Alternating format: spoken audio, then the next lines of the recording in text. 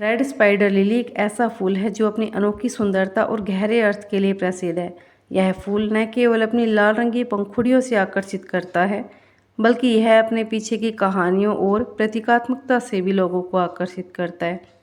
इस वीडियो में हम रेड स्पाइडर लिली के बारे में और अधिक जानेंगे, जैसे इसका वैज्ञानिक नाम और वर्गीकरण, इसकी उत्पत्ति और प्राकृतिक आवास, इसके प्रतीकात्मक अर्थ और सांस्कृतिक महत्व, इसकी देखभाल और उपयोग।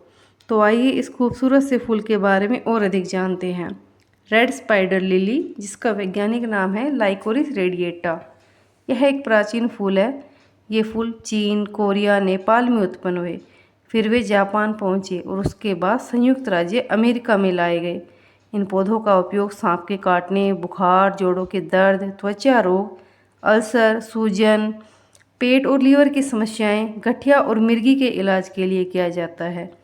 इसे कई नामों से जाना जाता है, जैसे रेड मैजिक लिली, और इसे तूफान लिली भी कहते हैं।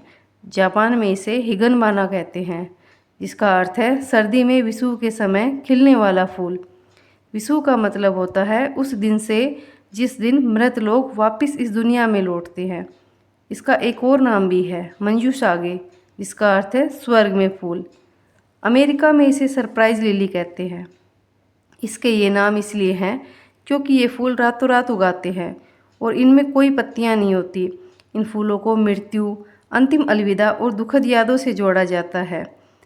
metrofieldguide.com के अनुसार कब्रों को जानवरों से बचाने के लिए दफन शवों के पास रेड स्पाइडर लिली के फूल उगाए जाते थे। लिली की प्रकृति जहरीली होती है, इसलिए वन्यजीव इससे दूर रहते हैं।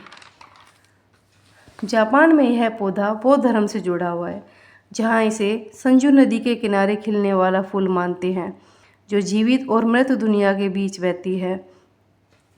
किंवदंती के अनुसार प्राचीन चीनी देवताओं ने मंजू और साका नाम के दो कल्पित बोनों को फूल और उसके पत्तों की रक्षा करने के लिए कहा था। पत्ते और फूल दोनों भाग अलग अलग होते हैं, तो मंजू और साका कभी मिल नहीं सकते थे और उन्होंने देवताओं के आदेश की अवहेलना की। इसलिए देवताओं ने उन्हें अनंत काल के लिए दंडित कर दिया। कहते हैं इसलिए रेड स्पाइडर लिली के फूल और पत्ते एक साथ नहीं आते।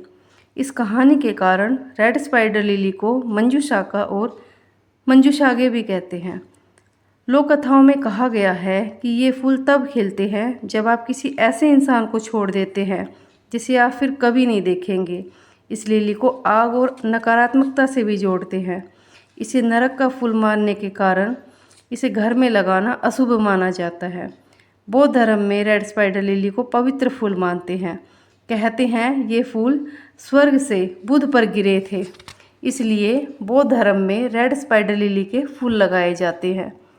जंगली रेड स्पाइडर लिली आमतौर पर अम्लीय मिट्टी में उगती है, जो कार्बनिक पदार्थों से भरपूर होती है, जो इसे बढ़ने के लिए आवश्यक पोषक तत्व और खनिज प्रदान करती है। रेड स्पाइडर लिली के पौधे को अच्छी तरह से विकसित होने के लिए धूप और अच्छी जल निकासी वाली मिट्टी की आवश्यकता होती है।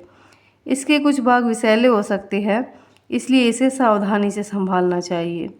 रेड स्पाइडर लिली का उल्लेख अक्सर कविता और साहित्य में भी होता है। ये फूल विभिन्न अवसरों पर भावनात्मक महत्व रखता है, जैसे कि स्मृति, प्रेम और अलविदा के प्रतीक के रूप में। इस फूल से हमें अनिश्चितता का पता चलता है और ये फूल हमें जीवन में परिवर्तन की स्वीकृति और अनुकूलन की सीख देता है। ये हमें जीवन की सुंदरता और दुख दोनों को स्वीकार करने की सीख देता है।